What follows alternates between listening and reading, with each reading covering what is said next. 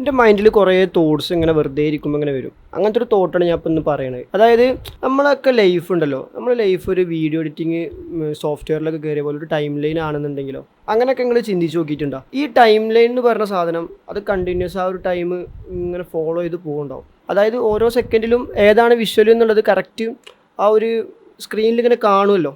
അതാണ് time line. നിങ്ങൾക്ക് correct മനസ്സിലായിട്ടുണ്ടാവും. എഡിറ്റേഴ്സിനൊക്കെ റിലേറ്റ് ചെയ്യാൻ പറ്റും. അപ്പോൾ സിമ്പിളായി പറഞ്ഞു കഴിഞ്ഞാൽ നമ്മൾ ഓരോ സെക്കൻഡിലും ഓരോ ടൈമിലും നമ്മളെ ലൈഫിൽ നടക്കുന്ന കാര്യങ്ങൾ, അതായത് ഓൾറെഡി സ്ക്രിപ്റ്റ് ചെയ്തൊക്കെ ഒരു സംഭവമായിട്ട് ഇടയ്ക്ക് ഇങ്ങനെ ഫീൽ ചെയ്യും. നമ്മുടെ ലൈഫിൽ ഇപ്പോൾ എന്തെങ്കിലും ഒരു ആക്സിഡൻറ്റോ അല്ലാന്നുണ്ടെങ്കിൽ എന്തെങ്കിലും നല്ല കാര്യമോ അങ്ങനെ എന്തെങ്കിലുമൊക്കെ വരാനുണ്ട് എന്നുണ്ടെങ്കിൽ അതെന്തായാലും വരും. അല്ലാതെ നമ്മളിപ്പോൾ ഇന്നാണ് ഇപ്പോൾ നാളെയാണ് നമ്മളെ മരണം എന്നുണ്ടെങ്കിൽ നമ്മൾ എന്തൊക്കെ കാട്ടി കൂട്ടിയിട്ടും കാര്യമില്ല, നമ്മൾ നാളെ മരിക്കും. വണ്ടി എടുത്ത് പുറത്തിറങ്ങണ്ട, ആക്സിഡൻ്റ് ആവും. അപ്പോൾ നമ്മൾ വണ്ടി എടുത്ത് പുറത്തിറങ്ങാതിരുന്ന് കഴിഞ്ഞാൽ ചിലപ്പോൾ നമ്മളെ വീടൊക്കെ പൊളിഞ്ഞാടിയിട്ട് അങ്ങനെ എന്തെങ്കിലുമൊക്കെ ആയിട്ട് നമ്മൾ മരിക്കും. പറയുമ്പോൾ എത്രത്തോളം ലോജിക്ക് ഉണ്ടാവും നിങ്ങൾക്ക് അറിയില്ല, എന്നാലും ഞാൻ പറയാം. അതായത് ഇതൊരു ടൈം ലൈൻ ആണ്, സ്ക്രിപ്റ്റഡ് ആണ്, പ്രീ പ്ലാൻ ആണ്. നമ്മളിപ്പോൾ വിധി എന്നൊക്കെ പറയുമല്ലോ, ഈ വിധി എന്ന് പറഞ്ഞ സാധനം ഇത് ഓൾറെഡി നമ്മളെ ക്രിയേറ്റ് ചെയ്തൊരാൾക്ക് ഇത് അറിയാൻ പറ്റും. ചാർലി സിനിമയിലൊക്കെ പറഞ്ഞ പോലെ നമ്മളൊക്കെ ലൈഫ് ആരുടെയിലൊക്കെ തോന്നലാന്നൊക്കെ പറയില്ലേ, അതേപോലെ ഉറപ്പിക്കാനൊന്നും പറ്റൂല. ഞാൻ ജസ്റ്റ് ഒരു തോട്ട് പറഞ്ഞു തന്നെ ഉള്ളൂ. ഈ ഒരു കൺസെപ്റ്റ് ഇങ്ങനെ നമ്മളിങ്ങനെ ആലോചിച്ച് പോയി കഴിഞ്ഞാൽ നമുക്ക് ലൈഫിൽ വലിയ എക്സ്പെക്റ്റേഷൻസും കാര്യങ്ങളൊന്നും ഉണ്ടാവില്ല. കാരണം ഓൾറെഡി നമ്മൾ ലൈഫിൽ നടക്കേണ്ട കാര്യങ്ങളൊക്കെ ഓൾറെഡി സ്ക്രിപ്റ്റഡ് ആണല്ലോ. അപ്പോൾ അങ്ങനെ നോക്കുമ്പോൾ നമ്മൾ വെറുതെ മെനക്കെട്ടിട്ടും കാര്യങ്ങളൊന്നും ഇല്ല എന്നാണ് എൻ്റെ ഒരു നിഗമനം. ഇതിപ്പോൾ ഈ ഒരു രീതിയിൽ മാത്രമല്ല കേട്ടോ ചിന്തിക്കേണ്ടത്. ഇപ്പോൾ ഞാൻ വേറൊരു എക്സാമ്പിൾ പറഞ്ഞുതരാം. നമ്മൾ ചെറുപ്പത്തിൽ ഇപ്പോൾ എവിടേക്കെങ്കിലുമൊക്കെ പോവുകയാണെന്നുണ്ടെങ്കിൽ നമ്മൾ വീട്ടുകാർ സമ്മതിക്കില്ല. എല്ലാവർക്കും അങ്ങനെ തന്നെ ഉണ്ടാവുക. ഫ്രണ്ട്സിൻ്റെ ഒക്കെ ഇപ്പോൾ ട്രിപ്പ് പോകാൻ പ്ലാൻ ചെയ്താൽ വീട്ടുകാർ പറയും പോകണ്ട പറയും. എന്നിട്ട് നമ്മൾ എന്ത് പറയും, ആടാ വീട്ടിൽ നിന്ന് വിടണില്ലടാന്ന് പറയും. ഇതൊരു കണക്കിൽ നമ്മളെ വിധിയെ മാറ്റിമറിക്കാനൊന്നും ഞാൻ പറയുന്നില്ല. ചിലപ്പോൾ ഇതാവും നമ്മളെ വിധി.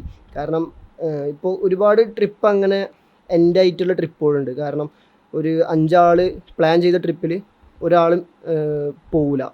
എന്നിട്ട് ഈ 4 ആൾ പോയിട്ട് അവിടെ പോയിട്ട് എന്തെങ്കിലും ആക്സിഡൻ്റ് ആയിട്ട് മരണമോ അങ്ങനെ എന്തെങ്കിലും സംഭവിച്ചിട്ട് ഈ ഒരാൾ രക്ഷപ്പെട്ട കുറേ കേസുകൾ നമുക്ക് അറിയുന്നുണ്ട്. നമ്മൾ റീൽസിലൊക്കെ കാണലുള്ളതല്ലേ. അപ്പോൾ ഇതൊരു തരത്തിൽ റിഗ്രറ്റാണ്. കാരണം നമുക്ക് 2 ടൈപ്പ് റിഗ്രറ്റ് ഉണ്ട് ഇതിൻ്റെ ഒരു കാഴ്ചപ്പാടിൽ കേട്ടോ. ഒന്ന് നമ്മൾ ചെയ്തതിൻ്റെ പേരിൽ റിഗ്രറ്റും, ഒന്ന് ചെയ്യാത്തതിൻ്റെ പേരിൽ റിഗ്രറ്റും. ഇപ്പോൾ എക്സാമ്പിൾ നമ്മൾ എന്ത് ചെയ്യാണ്, നമ്മൾ ആ ട്രിപ്പിന് എങ്ങനെയെങ്കിലും കരഞ്ഞ് വാശി പിടിച്ച് നമ്മൾ ആ ട്രിപ്പിന് പോയി, നമുക്ക് എന്തെങ്കിലും സംഭവിച്ചു കഴിഞ്ഞാൽ നമുക്ക് ഇങ്ങനെ റിഗ്രറ്റ് അടിക്കും. വീട്ടുകാർ പറഞ്ഞത് കേൾക്കാതെ നമ്മൾ പോയതാണ് എന്നുള്ള ഒരു റിഗ്രറ്റ് അടിക്കും. ഇനി നേരെ മറിച്ച് വീട്ടുകാർ നമ്മളെ വിട്ടില്ല, ഇവിടെ നിന്നിട്ട് വീട്ടിൽ നിന്നിട്ട് റിഗ്രറ്റ് അടിക്കും, പോയാൽ മതിയായിരുന്നു. പക്ഷേ അവിടെ എന്തെങ്കിലും സംഭവിച്ചിട്ടുണ്ടെന്നുണ്ടെങ്കിൽ എൻ്റെ വീട്ടുകാർ പറഞ്ഞാണ് ശരി. ഇങ്ങനത്തെ ഒരു തോട്ടൊക്കെ നമ്മളെ മനസ്സിലൊക്കെ വരും. ഈ ഒരു തോട്ട് പറയാൻ തന്നെ മെയിൻ ഒരു റീസൺ ഉണ്ട്. കാരണം കുറേ കാര്യങ്ങൾ ചെയ്യാനൊരു പേടിയൊക്കെ ഉണ്ടാവും ആൾക്കാർക്ക്. ലൈഫിൽ ഒരു റിസ്ക് എടുക്കാൻ പേടി, അല്ലാന്നുണ്ടെങ്കിൽ ഓളെ പ്രൊപ്പോസ് ചെയ്യാൻ പോകാൻ പേടി, ഇങ്ങനത്തെ കുറേ സംഭവങ്ങളൊക്കെ ഉണ്ടാവുമല്ലോ. ഈ ഒരു റിസ്ക് എടുത്തു കഴിഞ്ഞാൽ എന്തായാലും നമുക്കൊരു സക്സസ്സോ ഫെയിലിയറോ ഉണ്ടാവും എന്നുള്ളത് ഉറപ്പാണ്. ആ കാര്യത്തിൽ നമ്മൾ ഈ റിസ്ക് എടുത്തു കഴിഞ്ഞാൽ നമ്മൾ സക്സസ് ആവും. ഇനി റിസ്ക് എടുത്തില്ലെങ്കിലും നമ്മൾ സക്സസ് ആവും, പക്ഷെ കുറച്ച് ടൈം എടുക്കും. ഇതിലിപ്പോൾ ഏതെങ്കിലും ഒന്ന് സംഭവിക്കാനുള്ളൊരു പോസിബിലിറ്റി ഉണ്ട്. ഇനിയിപ്പോൾ എന്തൊക്കെ വന്നു കഴിഞ്ഞാലും നമ്മൾ ആ ഒരു വഴി തന്നെ ആയിരിക്കും പോയിട്ടുണ്ടാവുക. നമ്മളിപ്പോൾ ഇന്നെപ്പോലെ ഒരു ഓവർ തിങ്ക് ചെയ്യുന്ന ഒരാളാണെന്നുണ്ടെങ്കിൽ ഞാൻ എന്താ ചിന്തിക്കുക, ഇപ്പോൾ ഞാൻ എക്സാമ്പിൾ പറയാം. അവളെ പ്രൊപ്പോസ് ചെയ്ത് കഴിഞ്ഞാൽ അവൾ അക്സെപ്റ്റ് ചെയ്യാനും റിജക്റ്റ് ചെയ്യാനും ചാൻസ് ഉണ്ട്. അപ്പോൾ നമ്മൾ എന്ത് ചെയ്യും, ഇത് ഓൾറെഡി എഴുതി വെച്ചതാണല്ലോ എന്ന് വെച്ച് നമ്മൾ എന്ത് ചെയ്യും, ഇതൊന്നും ചെയ്യാതിരിക്കും.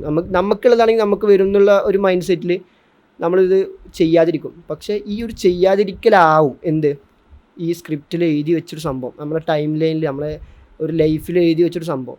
ഒരു വശം നോക്കുമ്പോൾ നമ്മൾ എന്ത് ചെയ്യും, ഒന്നും ചെയ്യാതിരിക്കും ചെയ്യും. മറ്റേ വശം നോക്കുമ്പോൾ നമ്മൾ ചെയ്യും ചെയ്യും. ഏറ്റവും ബെറ്റർ ലൈഫിൽ ഓരോ കാര്യങ്ങൾ ചെയ്യുന്നതാണ്. കാരണം ചെയ്യാതെ ഇരുന്നിട്ടുള്ള റിഗ്രറ്റിനേക്കാളും നല്ലതാണ് ചെയ്തിട്ടുള്ള റിഗ്രറ്റ്. അപ്പോൾ ഓക്കെ, ബൈ.